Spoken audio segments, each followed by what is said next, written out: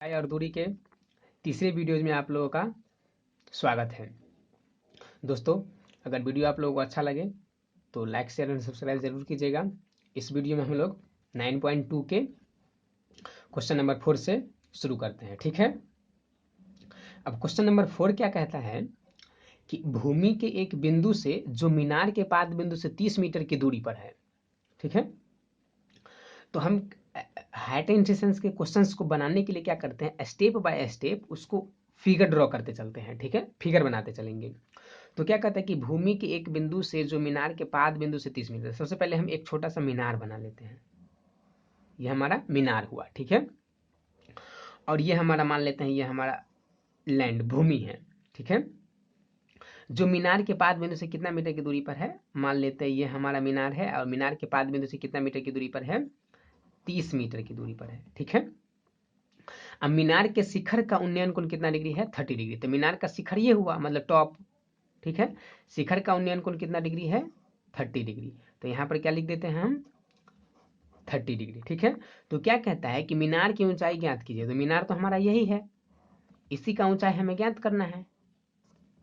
ठीक है, ये क्या हो जाएगा, ए, यहाँ बी दे देते हैं और ये सी दे देते हैं। ठीक है, अब हमें क्या निकालना है, ए बी। एक तरह से ए बी निकालना है। ए बी हमारा क्या है, मीनार है। तो अब आप देखिए, फिगर तो हमारा बन गया है और हमें लंब हुआ ये और आधार हुआ BC। लंब AB और आधार BC। तो लंब और आधार हमें क्या चीज में संबंध दिया रहता है, जब संबंध ऐसा दिया रहता है तो हम साइन लगाते हैं या कॉस लगाते हैं या टेन लगाते हैं।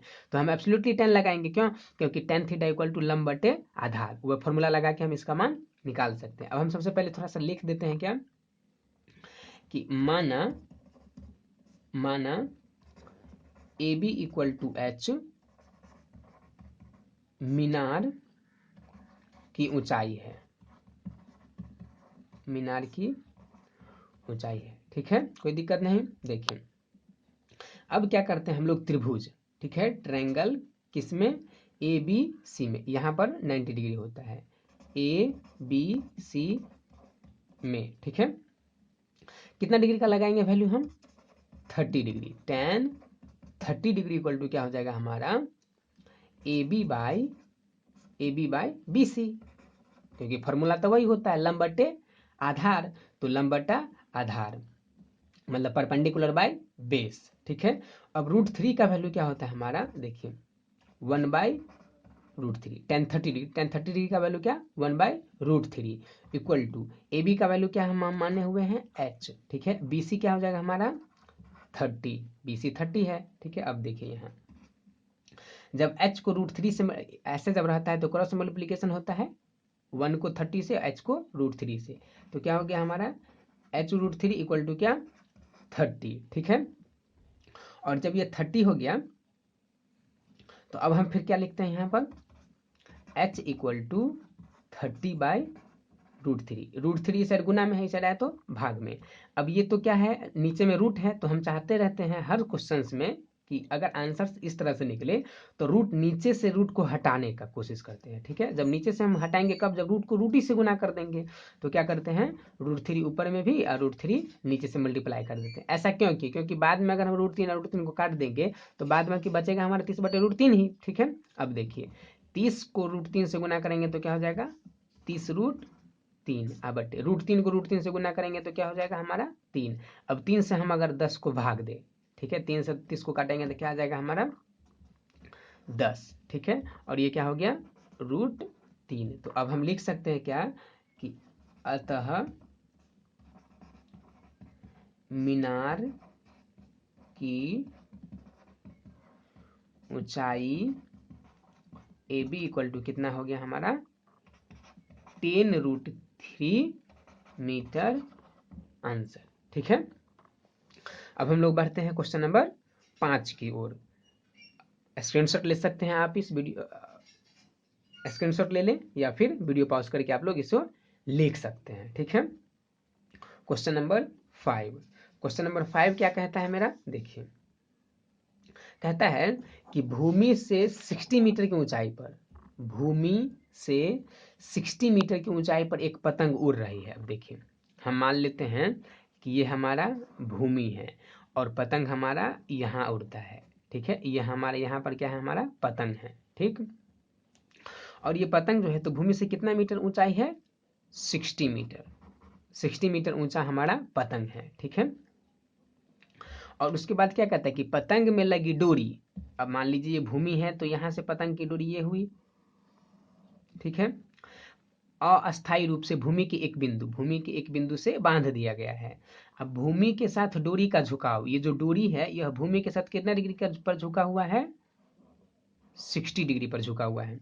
यह मानकर कि डोरी में कोई ढील नहीं है। हम लोग बचपन में पतंग उड़ाए हुए हैं, और पतंग उड़ाते हैं तो क्या होता है कि डोरी थोड़ा सा झुका हुआ रहता है, थोड़ा सा झुका हुआ रहता है। ठीक है, तो उस स्थिति में क्या होता है, यहाँ लिखा हुआ क्या है कि पतंग में कोई ढील नहीं है। ठीक, तब हमें क्या निकालना है कि डोरी की लंबाई, ये यहाँ से लेकर के और यहाँ तक के बीच का जो दूरी है, यही दूरी हमें ज्ञात करना है। मतलब ये पतंग की डोरी की लंबाई कितनी है, ये मान लेते हैं हम कुछ भी पी क्यू आर मान लेते हैं। ठीक है, यहाँ पर क्या डिग्री, 90 डिग्री। ठीक है, अब देखिए, अब हम यहाँ पर लिखेंगे क्या कि माना, ठीक है, पी आर, माना पी आर डोरी की लंबाई है।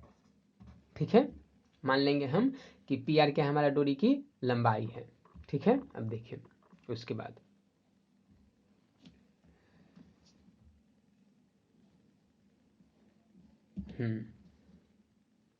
अब फिर यहाँ पर हम क्या करेंगे, अब उसके बाद देखिए, माना पी आर हमारा डोरी की लंबाई है। ठीक,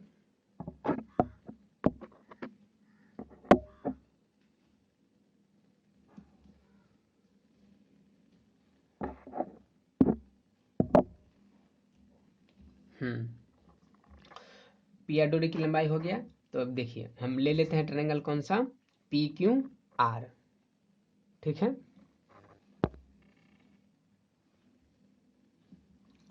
पी क्यू आर। ठीक है, अब देखिए पी क्यू आर में, जब पी क्यू आर में लिए तो ये हमारा क्या हो गया, अब देखिए इसमें चूंकि ये लंब है और ये क्या है, हमारा कर्ण है, तो लंब और कर्ण में जब संबंध दिया रहेगा तो हम कौन सा फॉर्मूला लगाएंगे, साइन थीटा का फॉर्मूला लगाएंगे। अब देखिए तो क्या, साइन 60 डिग्री इक्वल टू क्या हो जाएगा हमारा, पी क्यू, लंब है हमारा पी क्यू और कर्ण क्या है हमारा, पी आर, पी आर। ठीक है, अब देखिए तो अब क्या हो जाएगा, साइन 60 डिग्री का वैल्यू क्या होता है, √3/2। ठीक है, इक्वल टू पी क्यू का वैल्यू क्या है, 60, और पी आर का वैल्यू हमें पता नहीं है, तो उसी तरह उसको लिख देंगे। अब देखिए इसके बाद क्या, फिर क्या करेंगे, पी आर को √3 से मल्टीप्लाई करेंगे तो क्या हो जाएगा, √3 पी आर इक्वल टू क्या, 2 × 60। ठीक है, तो √3 पी आर इक्वल टू 6 दूना 12, 120। ठीक है, अब देखिए पी आर बराबर क्या हो जाएगा, 120/√3। ठीक है, अब इसको क्या करेंगे हम, क्रॉस मल्टीप्लीकेशन हर पर में कर देते हैं, √3 नीचे में है तो √3 से ऊपर और √3 से नीचे मल्टीप्लाई कर देते हैं, क्या हो गया, 120√3/3, 3 से इसको काटेंगे तो क्या हो जाएगा, 3 चौक 12 और ये 0√3। ठीक है, अब क्या लिख सकते हैं हम लोग इसमें कि जो ये हमारा, अतः पतंग की डोरी की लंबाई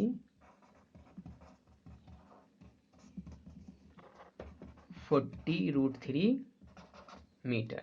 हम इसे आगे भी सॉल्व कर सकते हैं, 40 × √3 का वैल्यू होता है √3 इक्वल टू 1.732। तो इस वैल्यू को हम रख के इसको मल्टीप्लाई करके फिर आगे भी कर सकते हैं। तो यहाँ पे एक छोटा छोटा काम आप लोग भी कीजिएगा। ठीक है, अब इसका स्क्रीनशॉट ले लें या फिर इसको पॉज करके लिख सकते हैं। ठीक है, अब क्वेश्चन नंबर हम लोग 6 पर चलते हैं। ठीक,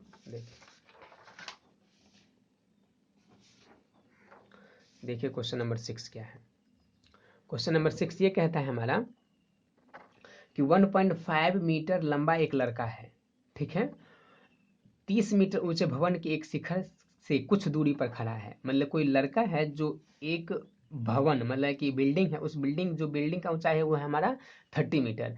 अब ऐसे देखिए, ये हमारा मान लेते हैं ये हमारा बिल्डिंग है, ठीक, और बिल्डिंग का ऊंचाई कितना है 30 मीटर। ये टोटल कितना है हमारा 30 मीटर, ठीक है। और ये मान लेते हैं हमारा जमीन है, ठीक। और कोई लड़का खड़ा है, हम मान लेते हैं ये जमीन पर एक लड़का खड़ा है, ठीक। जमीन पर ये लड़का भी खड़ा रहेगा और जमीन पर ये मीनार भी खड़ा रहेगा, ठीक है। तो अब देखिए, अब क्या कहता है कि वह ये इस लड़के का लंबाई कितना है 1.5 मीटर। लंबाई एक लड़का 30 मीटर ऊंचे भवन के एक शिखर से कुछ दूरी पर खड़ा है, ठीक है। जब वह ऊंचे भवन की ओर जाता है, वह इधर आता है, तब उसकी आंख से शिखर उसकी आंख से भवन के शिखर का उन्नयन कोण कितना डिग्री हो जाता है 30 डिग्री से 60 डिग्री। तो हम पहले इसको एक क्षैतिज रेखा, जिसको दृष्टि रेखा कहते हैं, ये खींच लेते हैं, ठीक है। तो पहले जब यहाँ पे वो लड़का खड़ा था तो एंगल कितना बना हुआ था 30 डिग्री, ठीक है। और जब यह लड़का भवन की ओर जाता है, मतलब वह इस दिशा में जाता है, ठीक, इस दिशा में जब जाता है भवन की ओर, तो उसका एंगल कितना बन जाता है बाद में 60 डिग्री, ठीक है, 60 डिग्री बन जाता है। मतलब पहले 30 था, अब बाद में कितना बन गया 60, ठीक।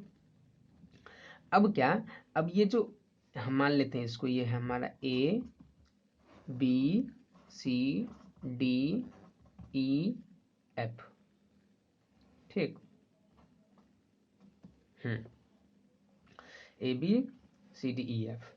अब देखिए इसके बाद, अब ये क्या कि ए से लेकर के सी तक तो हमारा 30 मीटर है, ठीक। और ये बी सी जो है ई डी अगर 1.5 है तो यहाँ भी 1.5 होगा, ठीक। आज जब बी सी 1.5 हो गया तो ए बी कितना होगा, मतलब 30 में से 1.5 को हम क्या करेंगे माइनस कर देंगे, ये कितना बन जाएगा हमारा 28.5, ठीक है। ये वाला हो गया हमारा 28.5 और ये क्या हो गया 30 मीटर टोटल, ठीक। अब देखिए, अब हम क्या करते हैं, मतलब इसको हम निकाले कैसे, चूंकि ए बी इक्वल टू क्या दिया हुआ है, A B A C equal to दिया हुआ है 30 मीटर। हम फिर क्या निकालें ए बी बराबर क्या हो जाएगा A C minus B C equal to 30 minus 1.5 equal to क्या हो गया हमारा 28.5 मीटर। तो वही 28.5 लिख दिए, ठीक है। उसके बाद हम क्या करेंगे, इसको मान लेते हैं कि ई से लेकर के जो बी की ओर जाता है, मतलब ई से बी की ओर, तो ई से लेकर के एफ तक पहली बार वो एक्स गया, एफ से लेकर के फिर बी तक जो जाता है तो वह हमारा क्या दूरी है वाई है, ठीक है। तो इसको हम एक्स मान लेते हैं और इस बीच के वाई मान लेते हैं, ठीक। देखिए माना ई एफ, इक्वल टू क्या एक्स, ठीक है। और उस साथ साथ एफ बी इक्वल टू क्या वाई, ठीक है।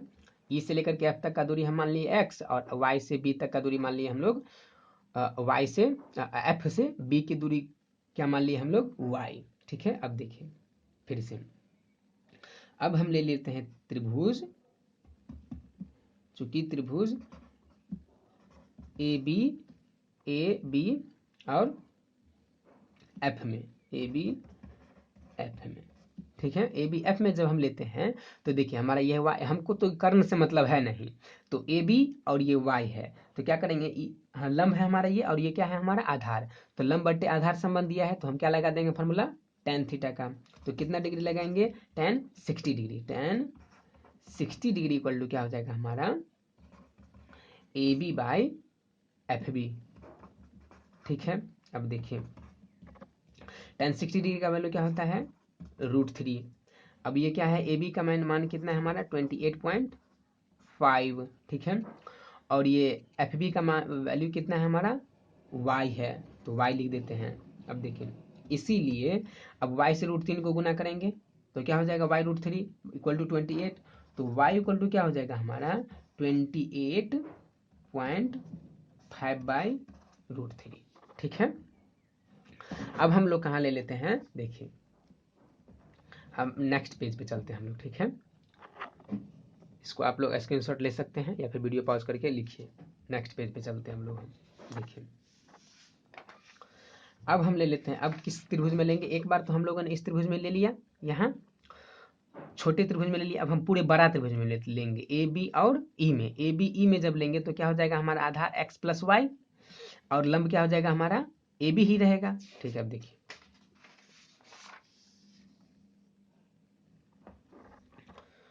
अब त्रिभुज ए बी क्या है हमारा, ये ए बी ई में, ए बी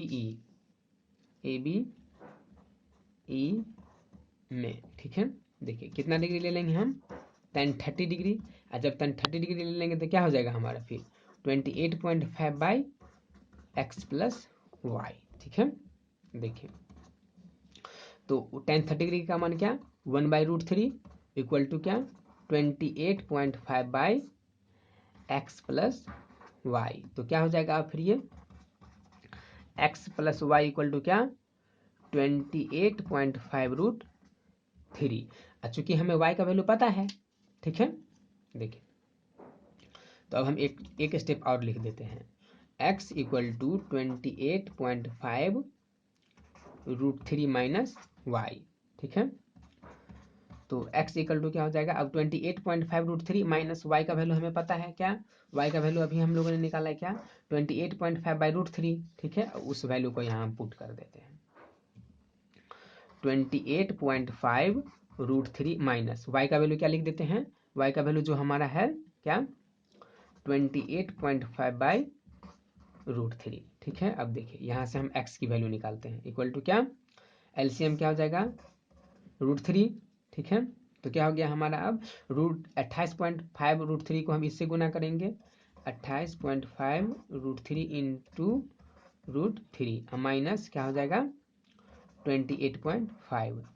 अब देखिए 28.5 को हम 3 से गुना करेंगे, √3 को √3 से मल्टीप्लाई करेंगे तो 3 हो जाएगा, तो 28.5 इंटू 3 क्या हो जाएगा हमारा 85.5।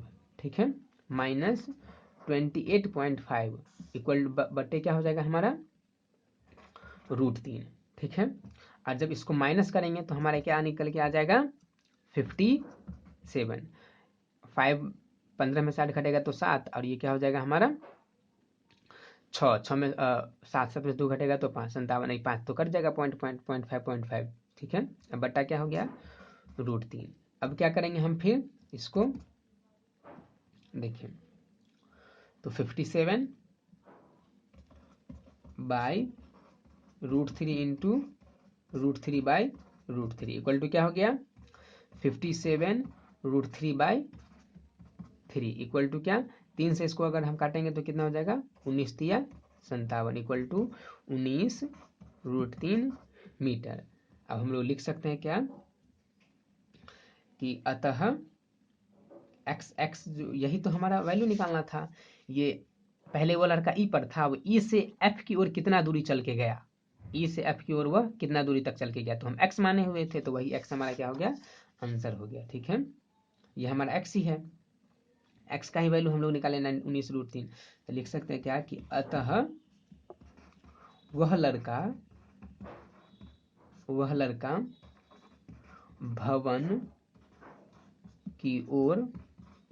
भवन की ओर 19√3 मीटर तक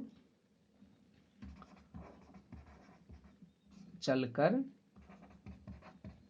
जाता है। ठीक है, अब हम लोग क्वेश्चन नंबर 7 से नेक्स्ट वीडियोज में करेंगे, नेक्स्ट क्लास में। अगर आप लोगों को समझ में आ गया हो एकदम अच्छे से तो प्लीज़ दूसरे बच्चों को भी हेल्प कीजिएगा और उस लोगों को भी शेयर कीजिएगा जहाँ तक आप लोग पहुँचा सकें। Please like share and subscribe. Video देखने के लिए धन्यवाद।